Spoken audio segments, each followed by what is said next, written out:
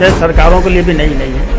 हमने जब भी इनसे अचीव किया है लड़ के ही किया है और ये पूरी उम्मीद है हमें इन्हें करना पड़ेगा, क्योंकि इससे पहले इन्होंने 67 महीने में हमारा वेज रिवीजन जो होना चाहिए 5 साल में, उसको 67 महीने में इन्होंने निकाल दिया और अब भी 3 साल के ऊपर हो गए हैं, अभी तक नहीं किया। लेकिन हमारा संघर्ष के आगे इनको कहीं ना कहीं झुकना पड़ता है और ये जितना लेट करेंगे, जितना डिले करेंगे, अपने आप में खुद ये बदनाम होंगे। हमें इनके हलक से निकाल के लाना है। जाग क्यों नहीं रही है? आप लोगों की मांगे तो जायज है, नियत सही नहीं है। हम अच्छे फले फूले संस्था के लोग हैं, हमारी जनरल इंश्योरेंस इतनी फली फूली इंडस्ट्री है, इसको बेचना चाहते हैं। सरकार प्राइवेटाइजेशन चाह रही है और इसीलिए हमारी मांगे जल्दी पूरी नहीं हो रही। क्या कहना चाहेंगे इस चीज़ को लेकर? देखिए, इसमें 2 प्रकार के मत हैं। एक बार तो सरकार भी अपने निर्णय समय समय पर बदलती रहती है।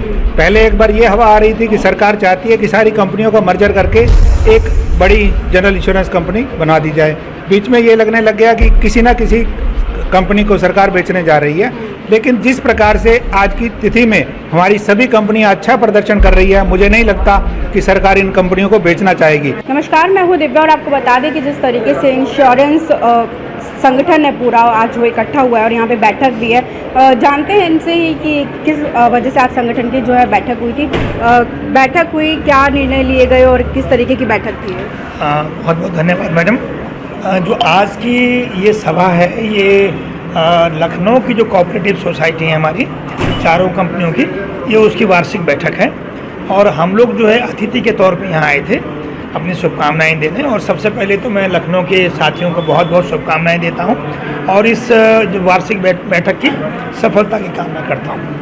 और दूसरी बात जो है, जो हमारे साथियों की तरफ से, क्योंकि आप जानते हैं कि जहाँ इंडस्ट्री के लोग होते हैं तो इंडस्ट्रियल इश्यूज़ पे भी बातचीत होती है और हमारे यहाँ इस समय इंडस्ट्रियल इश्यूज़ में जैसे इंडस्ट्रियल इशू में सबसे बड़ा इशू जो बना हुआ है वो वेतनमानों को लेके जो हमारे यहाँ विलम्ब हो रहा है और वेतनमानों को लेके जो लगातार जो है सरकार जो हमारी मांग है LIC के बराबर, LIC के समान हमको वेतनमान दिए जाएं, तो उसको लेके सरकार जो है उतनी तत्परता से आगे नहीं बढ़ रही है। इसको लेके भी साथियों के सवाल थे और उसको लेके भी हमने उनके सवालों और जो उनकी शंकाएँ थी वो स्पष्ट की हैं। और मैं आपके माध्यम से बताना चाहूँगा कि 23 तारीख को चीफ लेबर कमीशन जो दिल्ली में है, सेंट्रल लेबर कमीशन में DFS, department of financial services, GIPSA management और हम सभी 18 जो संगठन है जो उसका हिस्सा है, हम सबकी वहाँ संयुक्त बैठक है। और हम उम्मीद करते हैं कि हमने जो पिछली बैठक थी 26 अगस्त की, उसके बाद लगातार मैनेजमेंट से, सरकार से, वित्त मंत्रालय से ये आग्रह किया है कि हमारा वेतनमान जो है LIC के बराबर किया जाए। हमारा जो फैमिली पेंशन का इशू है, 14% NPS का इशू है, या जो रिटायर्ड साथी हैं, हमारे सेवानिवृत्त साथी हैं, जैसे उनको बैंकों में और LIC में उनको एक एक्सग्रेशिया मिला है। हमारी मांग तो एक तरह से अपडेशन ऑफ पेंशन की थी, लेकिन उन्हें एक्सग्रेशिया मिला है, तो वो भी जो है हमारे लोगों को दिया जाए।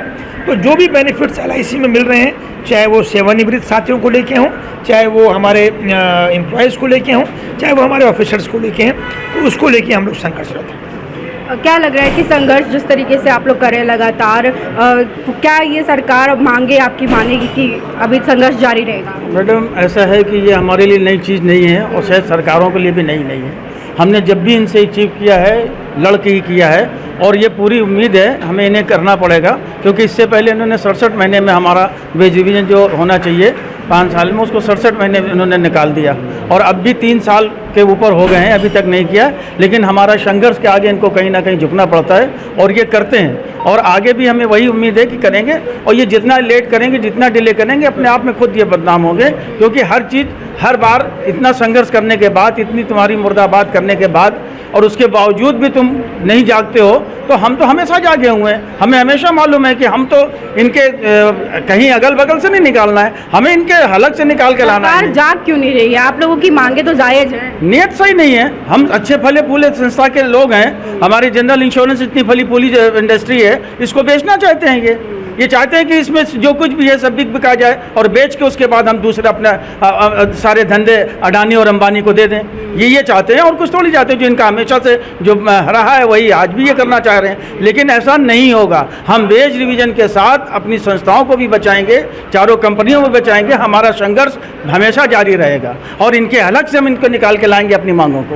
एक छोटी सी बात मैं आपके माध्यम से कहना चाहूँगा कि जहाँ हम एक तरफ सरकार से संघर्ष कर रहे हैं, वित्त मंत्रालय से अपनी मांगों को लेकर संघर्षरत हैं, वहीं हम वित्त मंत्रालय का और वित्त समिति का धन्यवाद देना चाहेंगे कि जो अभी जीएसटी में जो लाइफ और हेल्थ इंश्योरेंस में जो जीएसटी हटा है उसके लिए हम धन्यवाद देते हैं। लेकिन हमारे साथ ही साथ ये डिमांड है कि जो ग्रुप पॉलिसीज़ हैं, ग्रुप मेडिक्लेम पॉलिसीज़ हैं, जो एम्प्लॉयज़ को लेके हों, चाहे सेवानिवृत्त एम्प्लॉयज़ को लेके हो, वहाँ भी जो है जीएसटी हटे।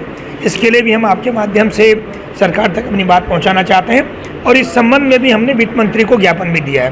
धन्यवाद। क्या कहना चाहेंगे? ये बाबूजी जो हैं वो कह रहे हैं कि सरकार प्राइवेटाइजेशन चाह रही है और इसीलिए हमारी मांगें जल्दी पूरी नहीं हो रही। क्या कहना चाहेंगे इस चीज़ को लेकर? देखिए, इसमें दो प्रकार के मत हैं। एक बार तो सरकार भी अपने निर्णय समय समय पर बदलती रहती है। पहले एक बार ये हवा आ रही थी कि सरकार चाहती है कि सारी कंपनियों का मर्जर करके एक बड़ी जनरल इंश्योरेंस कंपनी बना दी जाए। बीच में ये लगने लग गया कि किसी ना किसी कंपनी को सरकार बेचने जा रही है। लेकिन जिस प्रकार से आज की तिथि में हमारी सभी कंपनियां अच्छा प्रदर्शन कर रही है, मुझे नहीं लगता कि सरकार इन कंपनियों को बेचना चाहेगी।